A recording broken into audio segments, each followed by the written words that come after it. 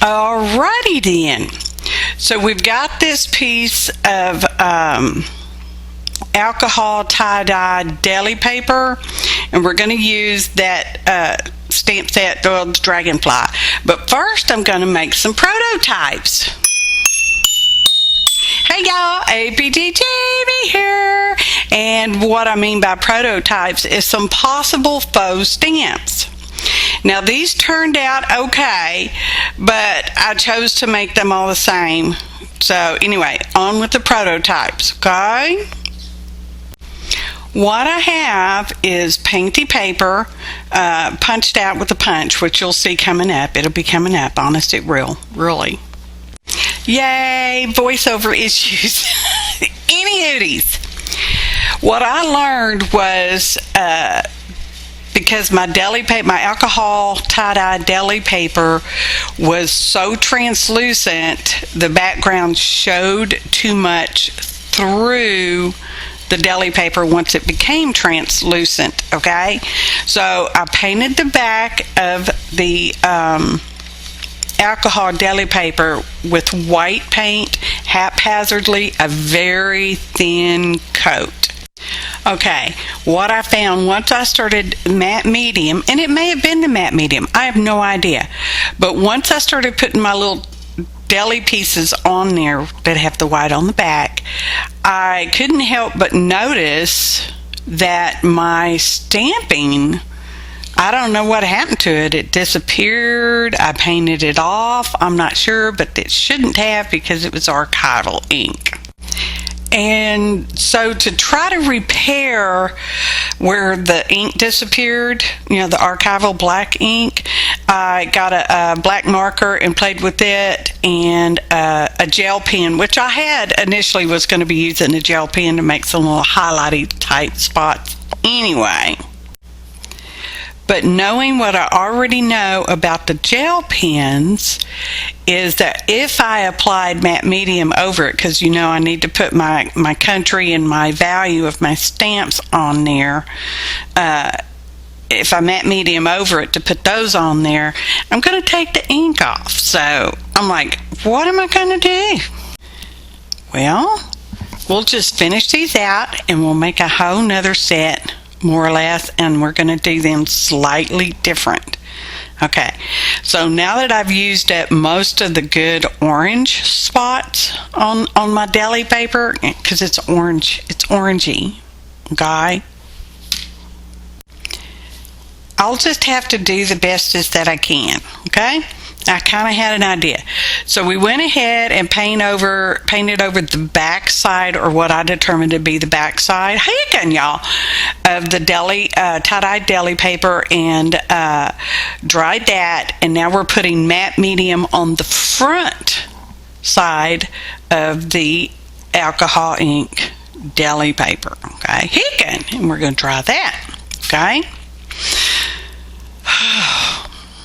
Then I'm just trying to show you the variance in the color and the translucency, sort of. So now we're going to stamp her in. We needed 5 faux stamps. This was for a swap. It was for Janet M. Young's faux stamp swap. We started back in August. It was due in October, and hopefully by now everybody's got their stamps. And if they want to see how I did it, this is how. If you want to see how I did it, this is how, because I learned some things. Alcohol, or the archival on top of the alcohol, I don't know what the deal was, because these were old alcohol papers. It's not like I had just done them.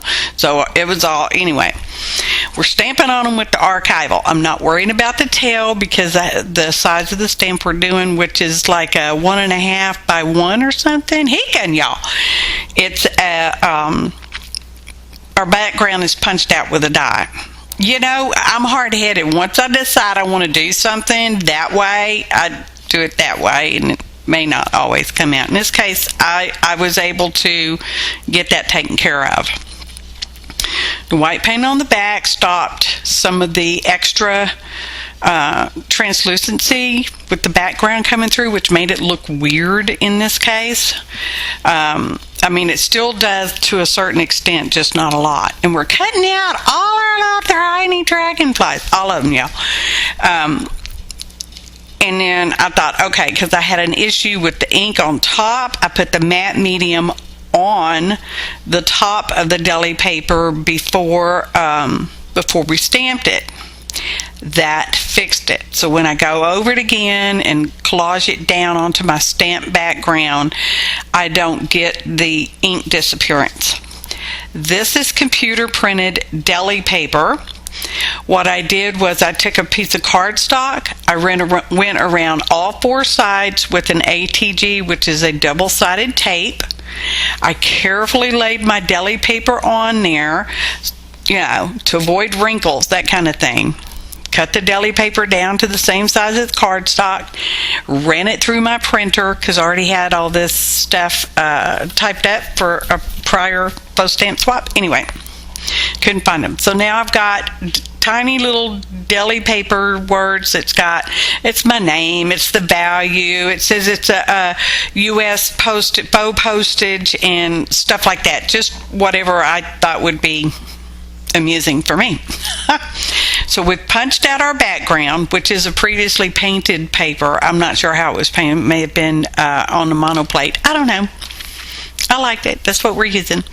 And we are collaging them down with the same matte medium. We're putting it on there, and then we're just going to lay our deli dragonfly on top and a coat of matte medium on top of that. Okay, and I'm just using a palette knife to pick it up off my scrap paper there. So we're going to cut out whichever values these were. Okay, I could read them, but they're pretty tiny. You might need a magnifying glass to read them. Okay, so it's kind of hard to cut deli paper because it's thin, but it holds up well with matte medium. It doesn't tear like napkins or tissue paper, for sure. Okay, so our first matte medium collage thing is mostly dry. I wouldn't say it's 100%, but it's dry enough. And we're putting my little sentiment at the top of the stamp. No, that's the bottom of the stamp. Bless my heart, y'all. That's the value of the stamp. You know, how much you pay for the stamp so that it goes through your postal system. Okay? These are made-up amounts. They might be real amounts at some time in the past and our future. But, you know, they're just... And they're not necessarily all the same either, because, yeah, they're not. So, because, you know... Postage stamps need a value and they need a country typically. You know, in this case we could have made up a country, but I just kept it with the US because that's what I already had typed up for this old computer printed thing. So because everything's dry now, you gotta let it dry before you try to frame it up. And this is on copy paper, weight paper. Okay. So it's like thin like a regular postage stamp and not on cardstock, because that's what I wanted. Okay? Okay. So we're just trimming off our little things. Excuse me. And that's what we're doing. And here they are. And now we're going to, I have this little, we're going over it with the ink. I think I put I put a little sentiment on there. Anyway. We're going over it with gel ink because we're not going to put any more matte medium on here because matte medium will remove, or at least it removes the gel ink I have, as would a varnish or any other type of sealer on top. Takes my gel ink right off and doesn't even smear, it just disappears. It's weirdest stuff. So we're just going over the dragonfly, and then I thought, well, you know, I kind of want to make the edges pop, but I don't want to ink it because, you know, it's postage stamp cut. So, again, it's really hard to ink that. And I thought, well, we'll just get this black marker and we'll just kind of draw around the edge so we kind of have an edge going on. Now, my whole intent when I first joined up with the swap, well, you didn't join, you just sent them in and then you were joined. Anyway, I thought, well, I want to make posted, you know, kind of actual postage size stamps, faux stamps, but I want them to be on an artist trading card because that was the largest faux stamp size we could go. It was artist trading card size or smaller. Okay, and I thought, well, I want to put mine on an artist trading card that's sort of postage-ish-esque, but not actually looking too much like a postage stamp. So I found these old rubber stamps. I'm not sure if I had the name of these, because some of the stamps I used I had the names of, and some of them I didn't. There's a list of ingredients in the description box below. Click on the phrase "show more" to see more, information about the ingredients or whatever else I put down in the description box, y'all. Okay, so we're cutting them out with a pair of decorative edge scissors, and they're kind of it's kind of postage stamp-ish. So we did that, and this is the actual back or the background on the ATC, which was some kind of painted cardstock. I don't know, shimmery. And so that's what we're doing. We're stamping that, and we had the other little image. I guess basically we're making components to put together in just a little bit. Okay, if you only wanted to see the stamps, you saw the stamps. You want to see how I did the ATC? This is it. Sorry. Okay, there we go. And I have this first class stamp. So we're stamping the stamp out, and we're going to trim those out so that they're, like sort of like a label, sort of. We have to clean the stamp. For some reason, I felt that was important. Okay. So we're just going to cut everything out again. Fussy cutting. We're inking around everything. We're going to ink around the artist trading card base. We're going to ink around the first class label. And I think I inked at this girl stamp, which I'm now color penciling with Prisma pencils. I guess the colors aren't necessarily important, because I didn't keep track of what the colors were. They're all the same. Okay? The only difference in the faux postage stamps is the value of the stamp, okay? Because I just used whatever values I already had on that sheet that I printed out. And I mostly used those because I couldn't find my other faux postage stamp sheet that I'd previously printed out. So, there we go. She's getting a green dress. I almost think I should have went with red, but it's done now. Okay? Now my prototypes, they're not great, but they're fine. Okay? They are fine, and they're cute, and I will use them or hang on to them as faux postage. I have not put a value on them, so I guess technically they can't be a faux postage. I don't know. It could just be an embellishment. Whatever. So we're getting a little pink on there. We put some lipstick and some rouge, a little red blushy cheeks going on. Now we're putting everything together.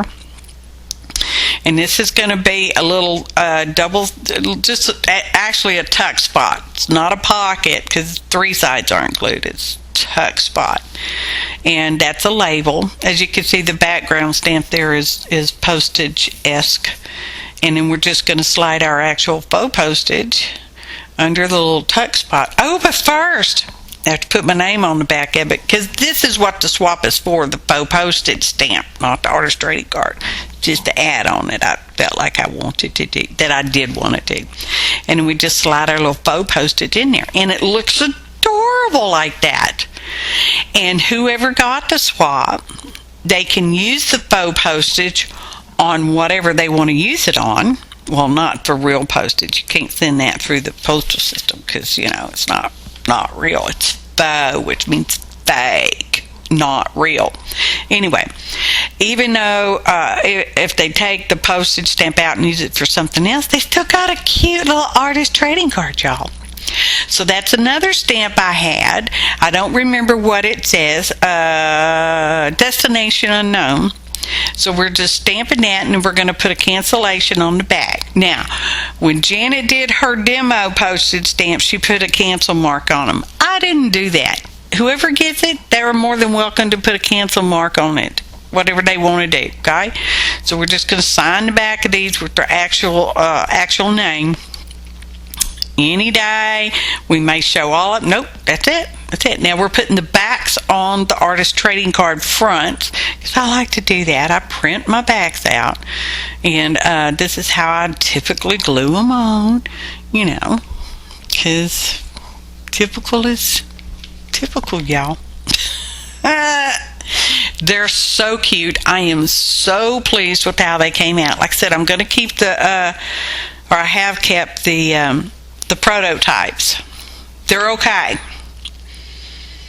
I just need to figure out how I'm going to put my values on there so that they can actually be used as faux stamps. Anyway, Wood and Bray are making those two smash together so they get married and live happily ever after.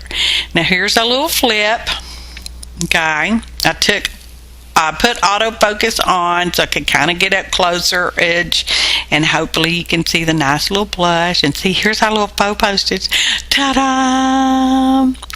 I'm going to get there's my little stamped name on the back, okay? So if it's used separately, they'll like, oh, who made this one? Oh, APG, okay. So, you know, and of course the artist trading card says who it is on the back too. APG, that's me. So I'm showing you that I've got a little sentiment on there, because sometimes they say stuff, and this one says happy arting, y'all, because that's my tagline.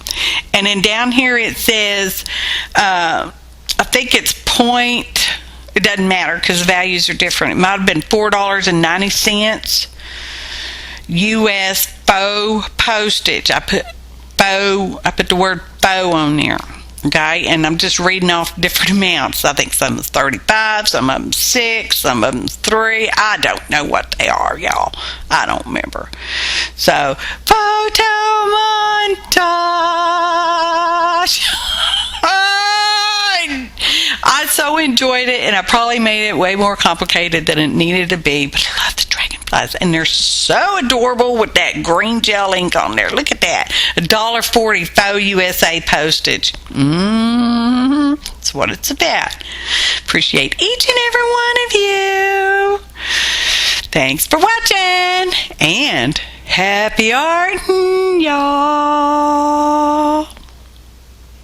Postage.